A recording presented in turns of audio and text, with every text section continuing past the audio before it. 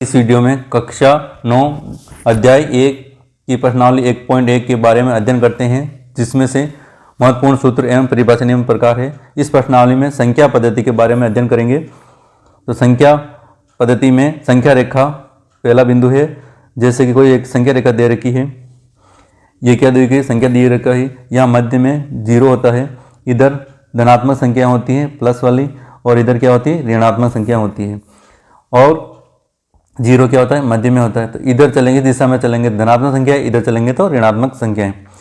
अब संख्या रेखा पर धनात्मक दिशा में चलते जा रहे हैं या धनात्मक संख्या में जा रहे हैं, तो यहाँ से 1 से शुरुआत कर रहे हैं। यदि यहाँ से शुरुआत की, इधर दिशा में चले, जो मान प्राप्त होगा उनको प्राकृत संख्याएं कहते हैं। वो किसे दर्शाते हैं, n से दर्शाते हैं। और कहाँ से शुरुआत की, यहाँ 1 से शुरुआत की, तो 1 2 3 इस प्रकार चलते गए प्लस की तरफ।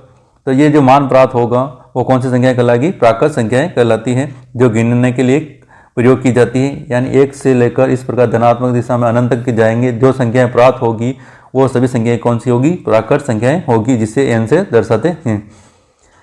फिर अगली स्थिति में n से किससे प्रकट करते हैं, कैपिटल N से प्रकट करते हैं, और इन संख्या कौन सी संख्याएं कहते हैं, प्राकृत संख्याएं कहते हैं। अब इसकी विपरीत दिशा में यदि W से प्रकट किया जाता है, वो कौन संख्या है, पूर्ण संख्या। यदि उसमें उस संख्याओं में से क्या कर दिया इसने, 0 भी शामिल कर लिया, तो वह कौन सी हो जाएगी, W से दर्शाएंगे। यानी पूर्ण संख्याएं वो शुरुआत होती है 0 से, फिर 1 2 3 और डैश अनंत तरफ बढ़ती है। तो 0 से लेकर प्लस धनात्मक की दिशा में जो जाएंगे वो संख्याएं आएगी, वो सब कौन सी होगी, पूर्ण संख्याएं, या जिसका प्रतीक क्या होगा, W से दर्शाएंगे। तो 0 से शुरुआत होने वाली संख्याएं पूर्ण संख्याएं कहलाती है। अब संग्रह में पूर्णांक संख्याओं के बारे में संग्रह में बात करते हैं। पूर्णांक संख्याओं संग्रह को प्रतीक Z से प्रकट किया जाता है। Z वाली संख्याओं में इसमें 0 मध्य में होता है, इधर प्लस वाली संख्याएं अनंत तरफ लेंगे, और इधर क्या होंगे माइनस की तरफ चलेंगे, वो भी कितनी तरफ, अनंत तरफ। तो ऐसी संख्या जिसमें शून्य हो, धनात्मक संख्या भी हो और ऋणात्मक संख्या भी हो, वो सभी संख्या क्या कहलाती है, पूर्णांक संख्याएं कहलाती हैं। इसे Z से दर्शाया जाता है। तो प्लस और माइनस और शून्य मिलकर पूर्णांक संख्याओं का निर्माण करते हैं। अब आगे परिमेय संख्याएं, वे संख्याएं परिमेय संख्या यानी बटा वाली संख्या, वे संख्या जिन्हें P/Q के रूप में अपन लिख सकते हैं, और Q का मान 0 नहीं होगा, यानी बटा में कभी 0 नहीं आएगा। तो परिमेय संख्या वे संख्या जिन्हें P/Q के रूप में लिख सकते हैं, वे परिमेय संख्याएं कहलाती है। P/Q मतलब अंश बटावा हर के रूप में लिख सकते हैं। जैसे 1/2 है, ये परिमेय संख्या है, 3/2 भी परिमेय संख्या है, और 0 भी परिमेय संख्या है, और कोई संख्या दे कि 5, ये भी परिमेय संख्या, क्योंकि इसको इस रूप में 0/1 के रूप में भी लिख सकते हैं, 5 को 5/1 के रूप में भी लिख सकते हैं। अतः ये क्या सभी क्या है, परिमेय संख्याएं हैं। परिमेय संख्याएं को P/Q के रूप में लिखते हैं। और अब अगला बिंदु आता है तुल्य परिमेय संख्याएं। तुल्य परिमेय संख्याएं यानी जैसे कि 1/2 है, 1/2 को बराबर, अब इसने लिख दिया 2/4। ये 2/4 कहाँ से आया, तो 1/2 को दोनों संख्याओं को 2 से गुणा कर दें, तो ऊपर 1 का गुणा 2 से होगा 2, और बटा में 2 का 2 से गुणा 4, 2/4 आ गया। तो ये दोनों संख्याएं कौन सी कहलाती, तुल्य परिमेय संख्याएं कहलाती हैं। इनको सरल करने पर यदि वही मान प्राप्त हो जाता है, तो वे संख्याएं तुल्य परिमेय संख्याएं कहलाती हैं। अब आगे उदाहरण नंबर 1,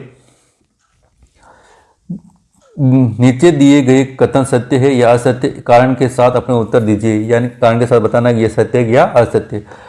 तो शुरुआत पहले प्राकृत संख्याएं यानी n से है, जिसमें मान कहाँ शुरुआत होती है, 1 से लेकर प्लस तक की संख्याएं आती है, वो होती है प्राकृत संख्याएं। दूसरी पूर्ण संख्या 0 से शुरू होती है, वो भी इसमें 0 और धनात्मक संख्याएं मिलकर बनी होती हैं। और अगला है Z या I से दर्शाते हैं, वो पूर्णांक संख्या कहलाती है, जिसमें से प्लस और माइनस वाली दोनों होती है, प्लस इस प्रकार प्लस और माइनस वाली दोनों संख्या होती है। अब पहला सवाल है, प्रत्येक पूर्ण संख्या एक प्राकृत संख्या होती है। प्रत्येक पूर्ण संख्या प्राकृत संख्या नहीं होती, असत्य, क्योंकि पूर्ण संख्या में 0 आता है, जबकि प्राकृत संख्या में 0 शामिल नहीं है, क्योंकि शून्य एक पूर्ण संख्या है परंतु प्राकृत संख्या नहीं है। इस कारण से यह कथन क्या है, असत्य है। दूसरा है, प्रत्येक पूर्णांक एक परिमेय संख्या होती है।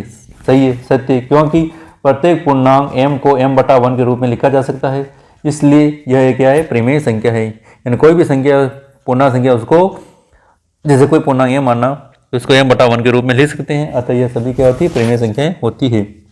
थर्ड है, प्रत्येक परिमेय संख्या एक पूर्णांक होती है। यह असत्य है क्योंकि 3/5 जैसे उदाहरण माना एक पूर्णांक नहीं है, यानी बटा वाली संख्या पूर्णांक संख्या नहीं होती है, इसलिए कथन क्या है, असत्य है। अगला उदाहरण है 1 और 2 के बीच 5 परिमेय संख्याएं निकालिए। तो इसको 2 विधि से हल कर सकते हैं। तो सबसे सरल विधि ये है, इनको दोनों जोड़ के 2 को भाग देते जाओ, फिर दोनों मध्य संख्या आ जाएगी। इसके बजाय दूसरी विधि है कि कितनी संख्या निकालनी, 5 संख्या निकालनी है। तो 5 संख्या 5 में 1 जोड़ लो, कितना हो जाएगा 6। तो दोनों संख्याओं को 6 से गुणा भाग कर लो। जैसे पहली संख्या 1 है तो क्या लिखेंगे 1 × 6/6, सरल करेंगे तो 6/6 आ जाएगा। इसी दूसरी संख्या 2 है तो 2 × 6/6, तो 6 दूनी कितना हो जाएगा 12/6। अब इनके मध्य की संख्या निकालनी, कितनी निकालनी 5, 6/6 और 12/6, दोनों के हर समान है। तो 6 के बाद कितनी संख्या है, 5 संख्या, 6 के बाद क्या आता है 7 आता है, 8, 9, 10 और 11, और सबके बटा में 6 आता है, 7/6, 8/6, 9/6, 10/6 और 11/6। तो ये पांचों संख्याएं जो 6/6 और 12/6 के बीच में है। तो 1 और 2 के बीच 5 परिमेय संख्याएं क्या होगी, 7/6, 8/6, 9/6, 10/6 और 11/6 हैं। अगला है कथन क्या दिया है सूत्र के रूप में, किन्हीं 2 दी हुई परिमेय संख्याओं के बीच अपरिमित रूप से अनेक परिमेय संख्या होती है। यानी कोई भी 2 परिमेय संख्या दे रखी, उनके मध्य अपरिमित रूप से अनेक परिमेय संख्याएं होती है। अब प्रश्नावली का सवाल है 1.1 प्रश्नावली, क्या शून्य एक परिमेय संख्या है? क्या इसे आप p/q में लिख सकते हैं, जहां p q पूर्णांक है और q का मान 0 नहीं, यानी q0 है। तो 0 दिए रखा है, 0 के क्या परिमेय संख्या है, हाँ परिमेय संख्या, इसको 0/1 के रूप में लिख सकते हैं, जिसे p/q में लिख सकते हैं, p और q के रूप में। और p बराबर यहाँ कितना आ रहा है 0 आ रहा है, जबकि q बराबर कितना 1 प्राप्त हो रहा है, अतः इन्हें p/q के रूप में लिख सकते हैं। अगला सवाल है इसी का दूसरा, 3 और 4 के बीच 6 परिमेय संख्या, कितनी निकालनी है, 6 परिमेय संख्या निकालनी है 3 और 4 के बीच में। तो 3 बराबर और 4 बराबर, तो 3 बराबर कितनी निकालनी, 6 में जोड़ेंगे कितना आता है 7, जितनी भी संख्या निकल उसमें एक जोड़ना, 6 + 1 कितना आ जाएगा 7। तो इनको 7 से गुणा भाग करना है, तो 3 × 7/7, सरल करेंगे 7 × 21/7 हो जाएगा। ये 4 × इसको भी 7/7 गुणा के 7 × 28/7। तो ये 2 संख्या प्राप्त 21/7 और 28/7। दोनों संख्याओं के मध्य कितनी निकालनी, 6 निकालते। 21 के बाद क्या आता है, यहाँ लिख देता हूँ, 21 के बाद 22 और सबके बटा में 7 आएगा, फिर क्या आता है 23/7, फिर आता है 24/7, 25/7 और 26/7 और 27/7। तो इन दोनों संख्याओं 3 और 4 के बीच 6 परिमेय संख्या कौन सी, 22/7, 23/7, 24/7, 25/7, 26/7 और 27/7 है। अगला इसी का तीसरा, 3/5 और 4/5 के बीच 5 परिमेय संख्या निकालनी है, कितनी निकालनी, 5 में एक जोड़ेंगे कितना आ जाएगा 6।